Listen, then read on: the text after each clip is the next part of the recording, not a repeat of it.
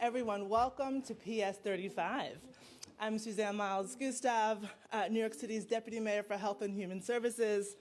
And as you might know, this is my first public appearance as a new DM, and I couldn't be happier to be with this team and continue to make progress for all New Yorkers. So we're here this morning to talk about an important issue that has affected all of us over the past several years, and that is mental health. And in particular, how we're continuing to act to support the mental health needs of our young people. So before I turn things over to the mayor to share some details, I want to acknowledge who's here with us today. So along with Mayor Adams, we have New York City Public School First Deputy Chancellor, Dan Weisberg, New York City Health and Hospital President and CEO, Dr. Katz,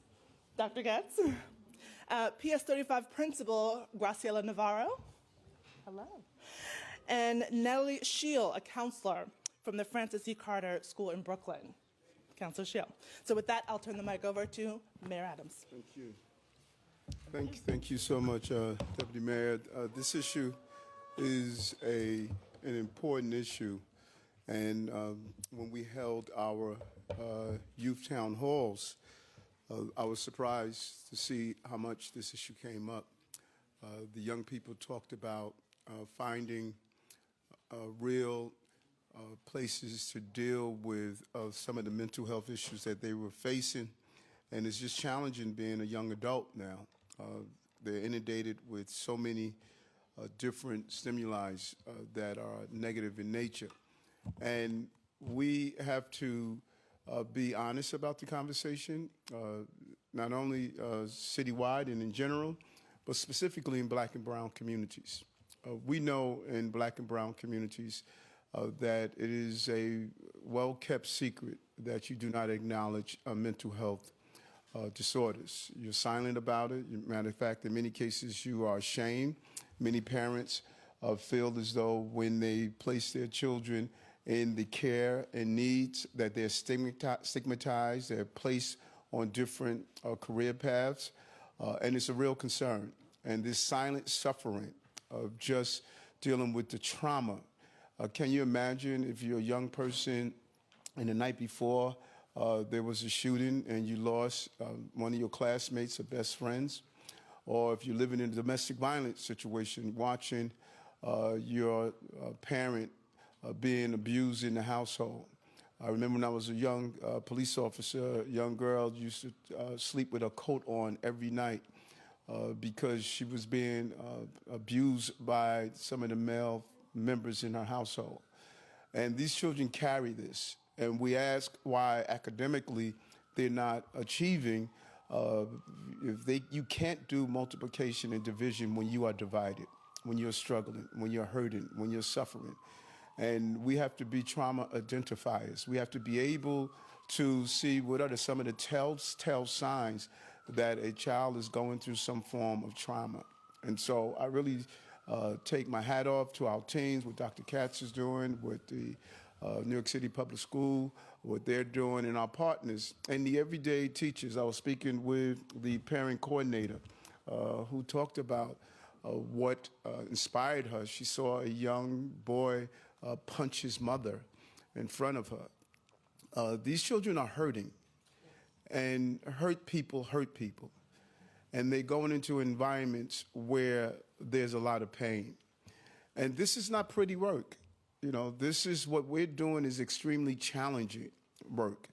And we have to be willing to do just that. And that is what we're doing today, peeling back the layers, dealing with all of the rivers that feed the sea of mental health disorder. And we have to dam each one of them and create new rivers and new streams. And so I just want to personally say how important this is for me, that we get this right and the things we have been doing. And this is why we're kicking off Mental Health Week, where we are uplifting many of the ways we're helping New Yorkers take care of their mental health, not only young people by being in the school, but even older adults. Loneliness is the equivalent of having a bad smoking habit. And there are places across the globe that they have loneliness czars. Many of our older adults are living in environments where they are alone, and that plays on your health. It's one of the social determinants of health, and we're examining all of those areas. So the conversation I've been having with our young people is they're saying both verbally and in their actions that they want help, they need help, and we're supposed to supply them that help. And too many people are struggling. It can affect us all, no matter our age, but mental health issues have had devastating impacts on our young people and the city. And after COVID, it appears as though it has elevated to a higher level. That's why throughout this administration, we made it a priority to focus on mental health and to gather the resources that our young people and the people of this city need. And since the start of the administration, we have made access to mental health care for young people a priority. In 2023, we became the only public school system in the country to bring yoga and mindfulness curriculum to our students from pre-K through 12th grade. And many people did not understand how significant it was, although the science showed how it could regulate one's nervous system by learning how to breathe correctly in mindfulness. It was cutting-edge thinking and our desire to think outside the box, and we did it. Our administration launched plant-based food focused menus on public schools on Fridays, encouraging students to eat more plant-based foods, taking care of their minds and their bodies. Food matters, and we should not be feeding the healthcare crisis. We should be doing everything that's possible to teach good habits to our young people. We issued a health commissioner advisory declaring unfettered access to social media by our young people a public health hazard. And we sued the 5 media platforms for their roles in fueling the nationwide mental health crisis among young people. The science is clear. The same way we saw the clear science with other things that are dangerous, we monitor our children's access to dangerous things. Social media is a problem. Increasing suicidal ideations, increasing depression, increasing in actions and behaviors that are dangerous for young people. And we're going to continue to stay in that place. And we're really proud of what we did with Teen Space, New York City Teen Space, a free mental health service available to all teens in New York City between the ages of 13 and 17 to seek mental health support. And there's so much more we have done, but we have not ignored this issue, and we're going to continue to move in the right direction. And today, we're proud to announce and celebrate the opening of the 16th school-based mental health clinic. It will bring in-person services to more than 6,000 students in our public schools in the South Bronx and Brooklyn. These clinics will offer individual, family, and group therapy on a face-to-face level and will enable teachers to get training to ensure students are supported.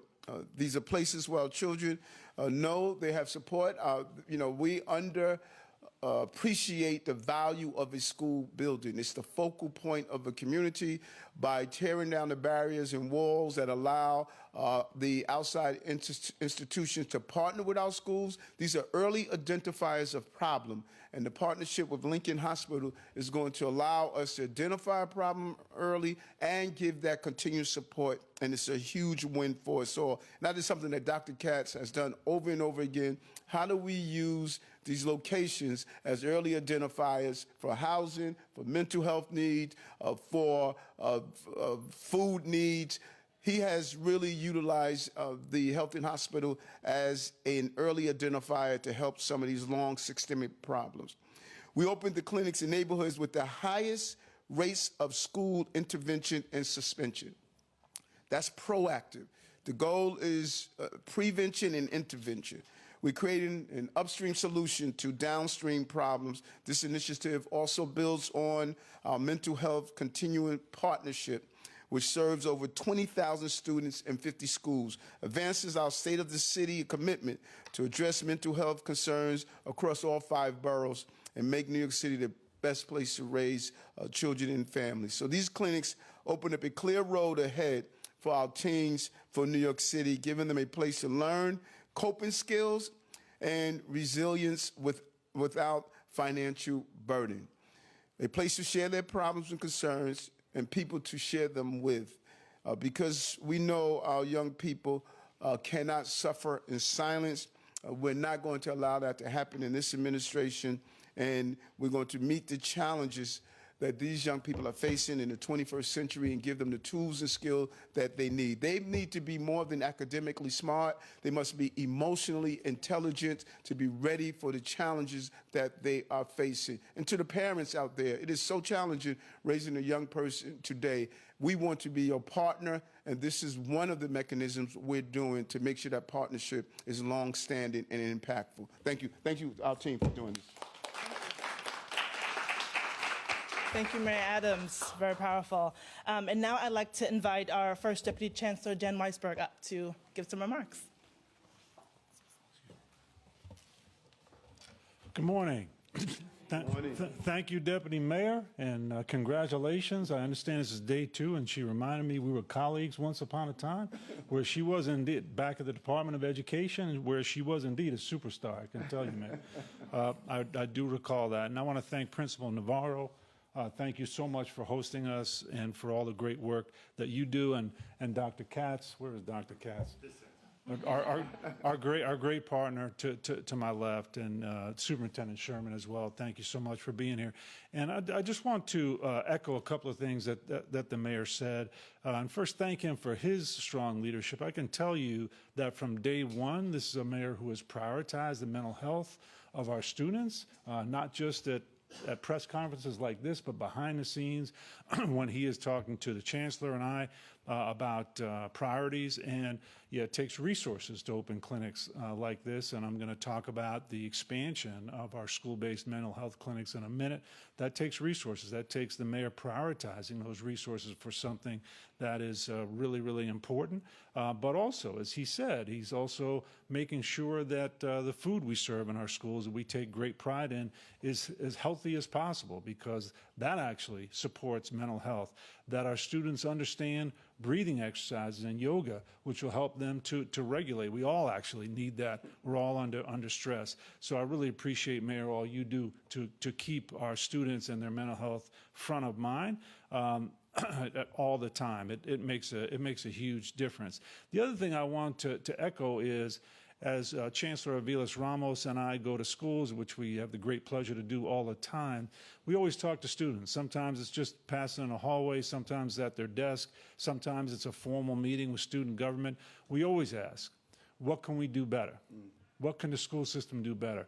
And one of the issues that comes up over and over and over again, as the mayor says, is mental health. And often it's in the form of sometimes it's, I need that help. Most of the time it is, I have a friend, I have a classmate, I have a family member who is struggling with mental health. We need more help. So that is why I'm so excited about this announcement and the fact that this school and their wonderful principal and parent coordinator are bringing these services to the students here. But this is part of a continuum of resources that we are prioritizing. So we have partnered with New York City Department of Health and Mental Hygiene to oversee 215 school-based mental health clinics. They serve nearly 170,000 students across the city, and as the mayor said, concentrated in those schools where we have higher suspensions, higher interventions necessary. The number of school-based mental health clinics on this administration has increased by over 40%. And again, that's because the mayor and his team have prioritized these resources. But it isn't just the specific mental health clinics, it's about the entire network of care that we're able to provide to our students. So over 145,000 of our students have access to mental health services through school-based primary care clinics. We also have great partnerships with our CBOs, with our community-based organizations. So we have about 130 of those partnerships that reach more than 317,000 students. But I want to mention another piece of the puzzle that's so important, and that's our school counselors, our social workers, our psychologists, our parent coordinators. It's the people. And we have increased the number of social workers, psychologists, and guidance counselors in our schools by over 1,000 just in the last 5 years. The number of social workers alone has increased by over 25%. in the last 5 years.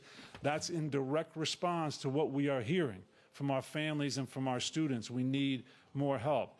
And so I want to close talking about that human element, because I threw a bunch of numbers at you, but of course it's not the numbers, it's the relationships in our schools between adults and students. And so it's that school aide who notices that a child is crying in a corner during lunch and make sure that child talks to the child, make sure that child gets help. It is the high school teacher who's given up her lunch to sit down with a child who's going through a tough breakup and is feeling depressed. That's happening thousands and thousands of times every day.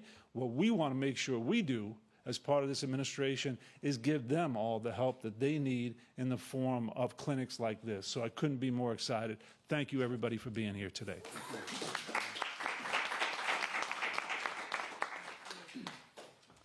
Thank you, First Deputy Chancellor Dan Weisberg. And now let me bring up Dr. Mitch Katz, our President CEO of Health and Hospital Corporation. Say a few words. Thank you so much. Good morning, everybody. And I want to thank you, Mr. Mayor. First, two things. Great choice on the new deputy mayor, but also for funding this program for us. You know, I wish everybody in the audience could watch the mayor when he's interacting with a young person, because he is the most natural mentor. It's a totally empowering. It's not a sort of paternalistic relationship when he talks to a young person. He has that sense of, you know, how do I help you to be the best you can be. I've watched him offer jobs and internships and opportunities, and I think this is just an extension of how he feels about it. In my couple of moments, I want to talk a little bit about the brain chemistry of this, since I'm the doctor on the panel, and just make sure everybody understands that mental illness is not a static thing. Our brains are wired to change. Our brains are wired to respond to positive interactions and to negative interactions. And that's why clinics like this are so important, because if somebody is on a negative pathway of thoughts, where they're having recurrent negative thoughts, they're reliving traumas that they've had, what's going to happen is that those thoughts are going to continue on negatively, and they're going to shape the brain negatively. It's going to color their daily interactions, whereby interactions that might have been neutral are going to seem negative. And you're just going to build those brain circuits. I mean, this is true of all of us, but it's especially true of young people because their brains are developing more rapidly. When you interrupt those negative circuits and you instead replace them with positive circuits, with positive thoughts, positive relationships, and occasionally medications if necessary, what you do is you change the brain chemistry in a positive way, so then experiences that might otherwise have seemed neutral might now seem positive. And so there's a tremendous opportunity through clinics like this. This is our 16th one. This one is closely aligned with Lincoln Hospital. All of the information is protected under HIPAA. And in fact, mental health, substance abuse, and sexual health records all have an additional protection. As users of health care, if any of you had signed a consent for your medical records to be released, we still could not release your mental health records. Mental health records require an additional and specific consent. You have to say, I want you to release my mental health records. And that's because, as the mayor spoke, there is a stigma, there's a lot of misunderstanding, right? We should, feel that young people who come forward and say, I'm feeling sad, I've had bad experiences, they are the healthiest of the young people, right? They are the most well-adapted young people. What we want to be is a place where people feel comfortable coming forward, and this clinic will be very much that, and we're so happy to be in partnership with the school district and this particular school to have it. Thank you so much.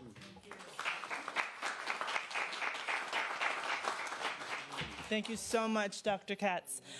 So today's announcement really shows the strength in supporting New Yorkers through our partnerships. So we can meet young people where they are and to offer support at a time and a space where that's accessible for them. But to put a finer point on the individual interactions that will occur here, I want to have Counselor Shield come up and share their experiences as a counselor in these programs. Thank you.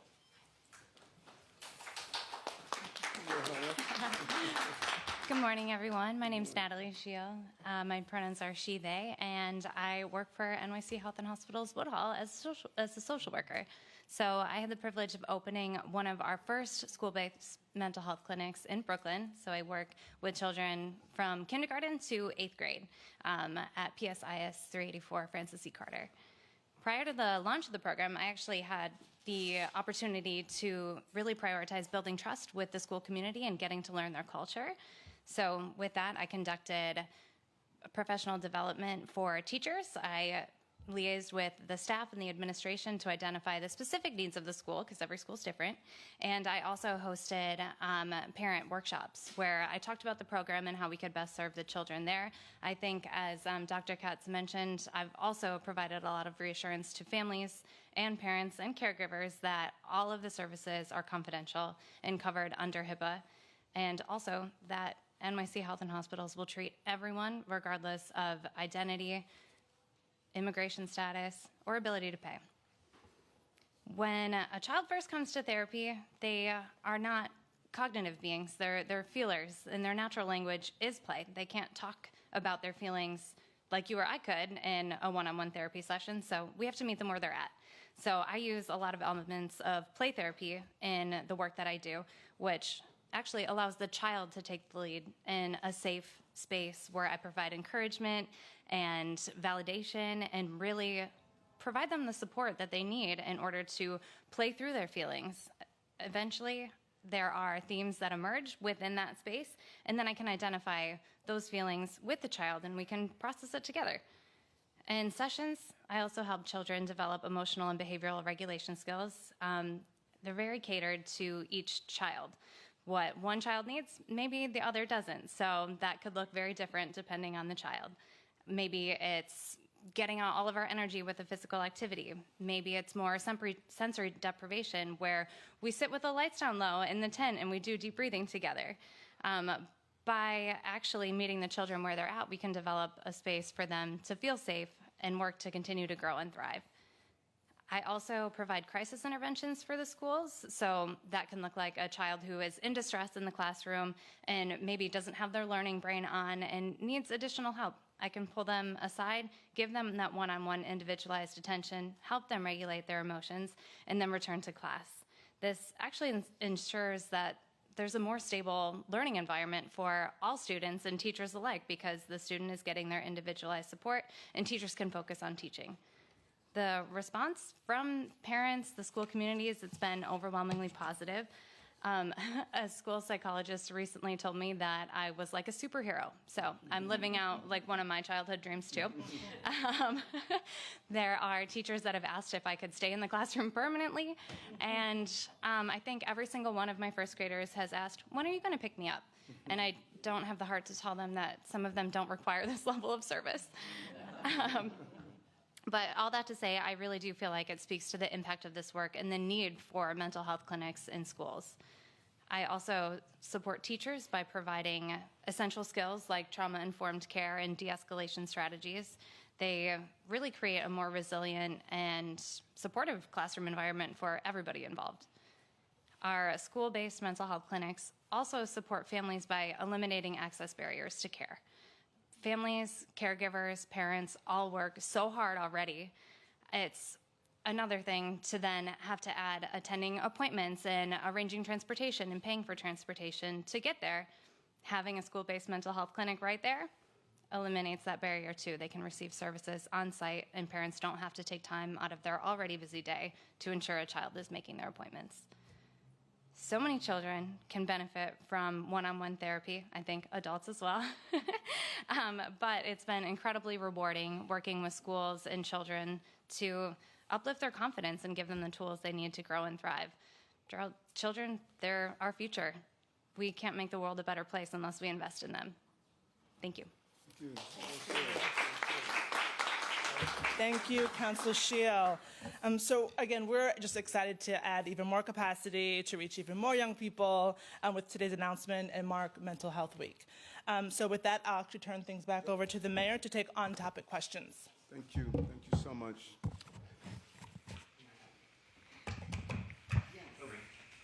I wanted to actually ask Councilor Shield. Yes, yes. What do you find are the most common concerns from the children? Is it social media? Is it issues at home? What is the common thread? I think the most common presenting symptoms that I personally have dealt with are symptoms of anxiety, depression, trauma, ACEs, adverse childhood experiences, and I do find an increase in eating disorders as well. So we are seeing a bit of that PTSD and just adjustment disorders. Being a child is hard. Mayor, I was just wondering if you could provide an update on two related mental health initiatives. If you had any more information about where the lawsuit against social media companies is out. It was announced more than a year ago. I was wondering if anything substantial has come about that. And then where are you at in your deliberation around cell phones in schools, which of course has a mental health impact? Yeah, no, so true. Both of them are great questions. The wheels of justice grind slow but exceedingly fine. And right now, the Corp Council is still pursuing this lawsuit, and we're seeing that other municipalities are interested in this because we have to really deal with the role of social media. I think that all of us, when we were children, we had the common problems that come with childhood. But social media has used algorithms and methods to draw our children into dark places, and we have to really address that, and there needs to be some responsibility that's attached to their behavior. And so the lawsuit is still moving forward. Corp Council is still engaged. We strongly believe cell phones should be banned in school. The science is clear that cell phones are really distracting our students, our teachers, is adding to bullying. It creates an unhealthy environment. We got to get it right. Other administrations attempted to do it just to have to withdraw and pull back. And so now I'm happy to see the governor is very much engaged because in our conversations, we communicated with the UFT, with other teachers. There's a cost attached to it. Many of these phones, I learned the other day when I bought one, they could be $1,000. And so when we start collecting those phones, we have a real responsibility to make sure that we can safeguard them properly. What are some of the ways that other municipalities are doing by using the pouches? Do we allow the students to keep them? And I don't know if many of you realize students are amazingly smart. From using watches to other devices, cutting the pouch open and restitching it up. I mean, the methods that they would think of. So we want to get it right. And it's our hope to do it, but we have to get it right so we don't have to reverse it. Is your goal to have a policy by next school year, 6 months or so from now? That is the goal, and the help from the state will help a lot. The dollar amount that the governor put in to accomplish this is not going to meet the real financial challenge, but that is our goal. We would like to go into the next school year with a real plan. Now, and Dan could help me here, but we already have schools who have no cell phone policies. It's always great when it comes from a natural environment. You know, if we could have parents, student bodies, all come together to, come up with the plan that's in place to do it, it's always easier because of, I don't know if you know New Yorkers like I do. When you try to force New Yorkers to do something, it's a whole different mindset.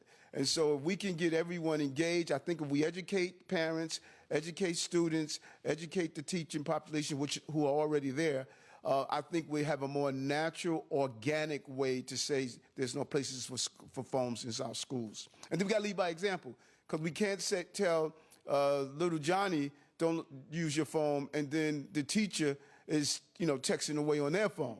We got to lead by example. If it's a zero phone policy, then everyone must get the phone out of the school. Is there any incentive policy that you would build into that? If kids don't use their phone Yeah, you know, one child asked me that, and he says, you know, if I don't use my phone for a day, would you give me an upgraded iPhone? You know, so we're looking at any and everything. We know we have to do this for the health of our children and for the educational reasons. Okay, they come for asking other questions. You know. All right, thank you. Thank you.